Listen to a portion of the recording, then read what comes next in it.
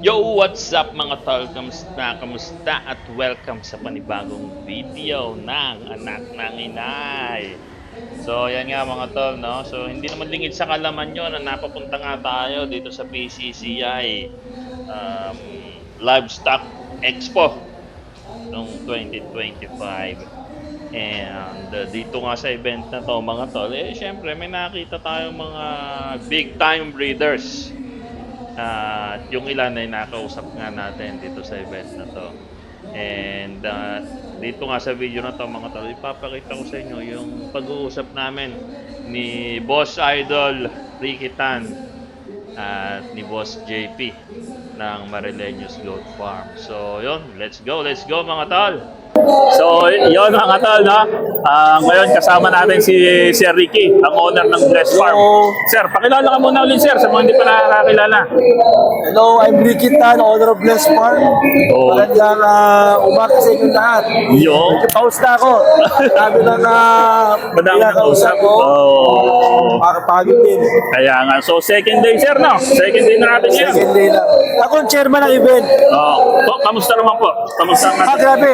Kahapon, ang tao, so mga less than 3,000 kahapon. Pero ngayon, baka mas maraming tao. Expected yung Saturday ngayon, ano po? Kasi yung tarapon natin, 100,000. Tapos may ano pa, kambing. May 2 kambing, may 4 na bully. Oh, Exotic bully. dami yan. Marami. Tapos may cash pa. May cash pa. So mamaya pa ang ano nun, sir? Mga 4. 4 o'clock yung ano. So may time pa talagang Parang madaming relax lang. Oo. Sir, ngayon dala nyo itong mga ano, si Monster nandito pa rin. Yan. 5 taon na, pero okay pa rin. Okay pa rin. Ano, lalo pa yata lumaki eh. Oo. Tapos, bakit wala kayong dalang ano ngayon? Traditional. Last year, meron tayong mga traditional na Meron isa, parapol ko yung isa. abang raffle tong Parapol ako na sa traditional, saka isang red na one na back. red ba? Okay. So, ayan, si Sir Ricky, chairman ng event. Sir. Expo. Last year, nakausap din natin si Sir. So, ngayon, andito ulit si Sir. Siyempre, Salamat. magaganda talaga yung dala ni Sir Ricky. All US na, Sir. Lahat US tong ano natin. Puro US yan. All US. So, sa mga tropa natin, gustong ano, mag-appeal kay Sir.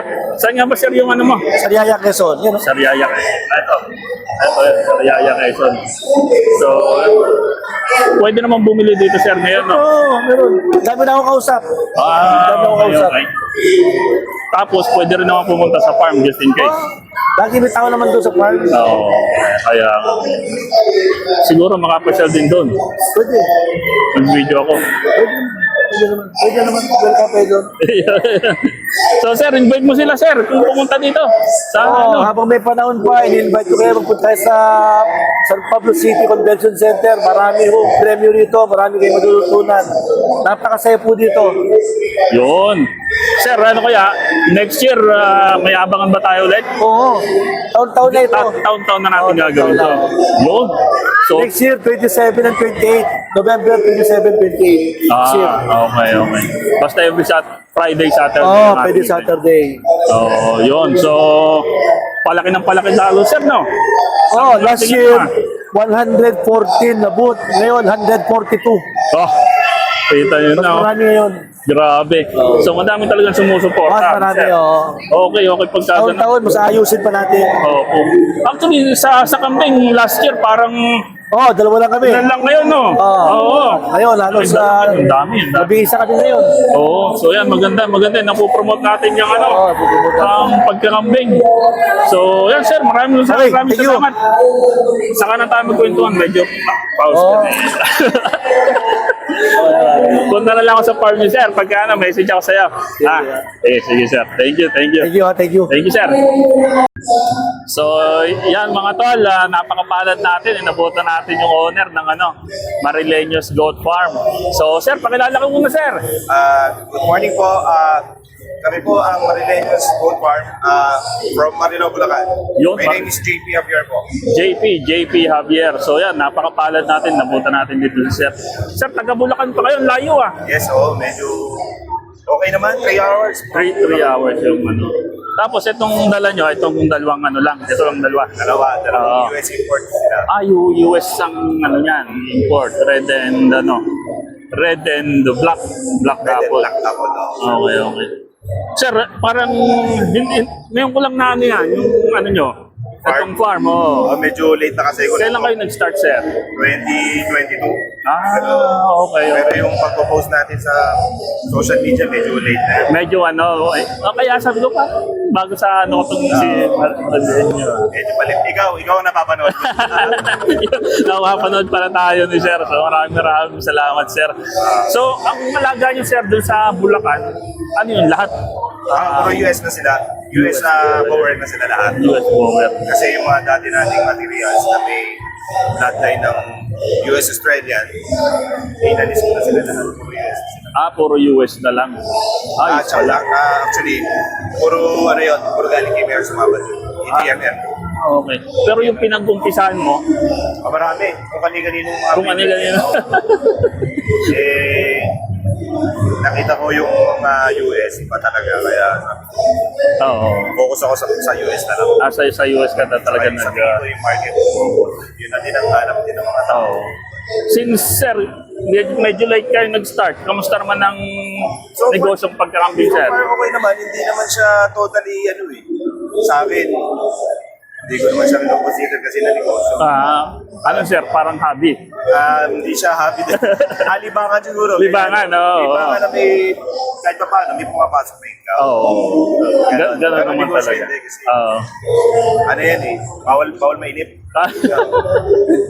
Long term ba, kumbaga, kailangan talagang dire-diretso lang, continuous Oo. trading lang.